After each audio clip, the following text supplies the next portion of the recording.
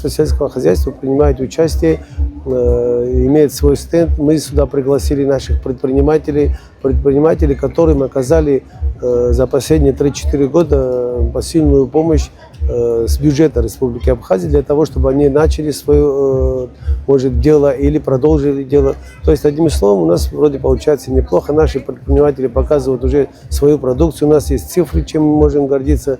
То есть, это связано с развитием наших субтропических культур, связано с развитием традиционных культур, той же кукурузы и все остальное. То есть, все, что здесь видите, это все производится нашими сельчанами, нашими тружениками. Практически можно назвать даже праздником урожая. Вот месяц ноябрь, декабрь, это то время, в основном, когда основные культуры наши, традиционные культуры, собираются сбором урожая. И вот сегодня такой праздник устроили нам, вот и руководство Абхазии вместе с руководством Российской Федерации и всеми остальным Министерством сельского хозяйства.